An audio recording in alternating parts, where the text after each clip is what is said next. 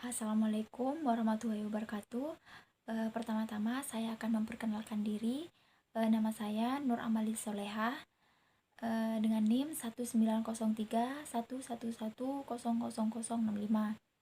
Saya dari program studi agroteknologi kelas B Universitas Trunojoyo Madura. Video ini saya buat untuk menjawab ujian tengah semester mata kuliah Manajemen Sumber Daya Manusia. Selanjutnya untuk soal yang pertama itu menjelaskan pengaruh hubungan dari karakter, kompetensi, dan kepemimpinan terhadap manajemen sumber daya manusia. Nah, manajemen sumber daya manusia itu sangat penting bagi suatu perusahaan dalam mengelola, mengatur, mengurus, dan menggunakan sumber daya manusia sehingga bisa berfungsi secara efektif untuk mencapai tujuan perusahaan tersebut. Nah, manajemen sumber daya manusia ini meliputi kemampuan dan potensi yang dimiliki pimpinan dan karyawannya di dalam suatu perusahaan tersebut, di mana seorang pemimpin itu harus mempunyai integritas, bertanggung jawab, dan mempunyai karakter atau kepribadian yang baik, serta kemampuan meyakinkan karyawannya dalam membangun perusahaan. Pemimpin juga harus berkompeten dengan setiap situasi yang di dalamnya, sehingga kompetensi yang dimiliki berguna bagi setiap situasi yang akan dihadapi. Jadi, di karakter, kompetensi, dan kepemimpinan itu sangat berhubungan dan berpengaruh terhadap manajemen sumber daya manusia. Baik, untuk soal yang kedua itu memberikan contoh penerapan dan metode yang digunakan pada perencanaan, desain, dan analisis jabatan dalam manajemen sumber daya manusia. Untuk yang pertama itu ada perencanaan sumber daya manusia.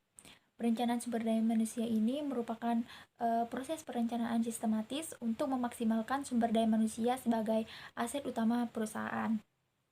Nah, untuk metode dari perencanaan ini yang pertama ada zero forecasting. Metode yang kedua itu ada bottom up approach. Terus yang ketiga ada hubungan antar volume penjualan dengan jumlah karyawan yang dibutuhkan. Dan yang terakhir ada model simulasi.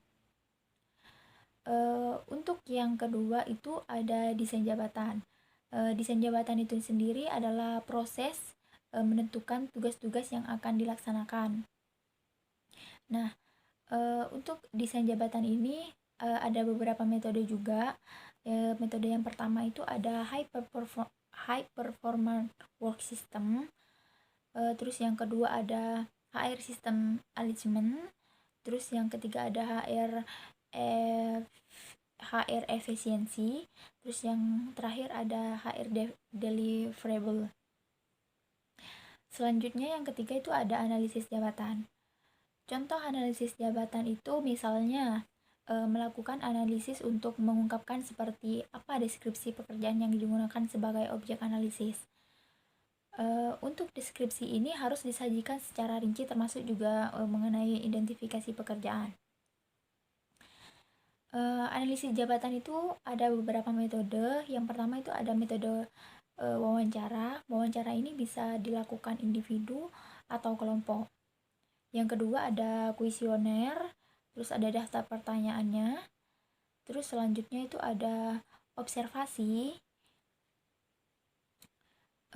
Observasi ini dilakukan dengan melakukan observasi karyawan saat bekerja. Terus ada buku harian, di mana buku harian ini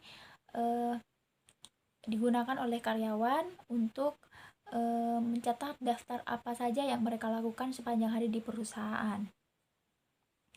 Baik, selanjutnya ini soal yang ketiga itu tentang rekrutmen. Yang pertama itu tujuan dari rekrutmen itu sendiri. Tujuan dari rekrutmen itu adalah untuk mendapatkan tenaga kerja baru untuk mengisi lowongan-lowongan jabatan yang ada pada unit-unit suatu perusahaan. Selain itu, rekrutmen itu juga bertujuan untuk mendapatkan karyawan yang tepat bagi suatu jabatan yang ada itu, sehingga karyawan tersebut mampu bekerja secara optimal dan dapat bertahan di perusahaan untuk waktu yang lama. Selanjutnya itu ada soal yang ketiga, ada pengertian rekrutmen internal dan eksternal. Untuk rekrutmen internal itu sendiri adalah proses di mana karyawan itu direkrut di dalam organisasi. Sedangkan eksternal itu sebaliknya. Rekrutmen eksternal itu proses di mana perekrutan itu dilakukan dengan menggunakan sumber luar atau organisasi yang luar. Selanjutnya itu ada kekurangan dan kelebihan dari rekrutmen internal dan eksternal. Untuk rekrutmen sumber internal itu mempunyai kelebihan. Kelebihannya itu yang pertama, dapat mengurangi biaya dan waktu dalam proses rekrutmennya.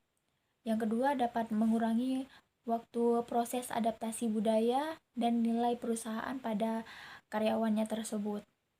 Sedangkan untuk kekurangannya itu jumlah calon kandidatnya itu terbatas dan tidak banyak pilihan. Kekurangan selanjutnya itu memiliki peluang terjadinya konflik di internal perusahaannya. Dan selanjutnya, inovasi atau kreativitasnya itu lebih sulit berkembang. Untuk kekurangan dan kelebihan di rekrutmen sumber eksternal, ya kelebihan yang pertama itu dapat menjangkau lebih banyak atau lebih beragam kandidat. Kelebihan yang kedua itu dapat digunakan sebagai branding iklan perusahaan dan eksistensi kepada pihak eksternal perusahaan. Untuk kelebihan yang selanjutnya itu inovasi atau kreativitas itu lebih mudah dikembangkan dengan figur individu yang baru tersebut. Terus rekrutmen eksternal itu mempunyai kekurangan. Kekurangan yang pertama itu biaya yang dikeluarkan perusahaannya itu setiap proses rekrutmennya itu membutuhkan biaya yang lebih besar. Selanjutnya kekurangannya waktu pencarian saat proses rekrutmen itu juga membutuhkan waktu yang lebih banyak. Terus waktu karyawan baru beradaptasi dengan perusahaannya tersebut juga membutuhkan waktu yang lebih banyak. Baik, itulah jawaban saya untuk ujian tengah semester manajemen sumber daya manusia ini. Mohon maaf jika ada salah kata. Terima kasih. Sekian dari saya. Wassalamualaikum warahmatullahi wabarakatuh.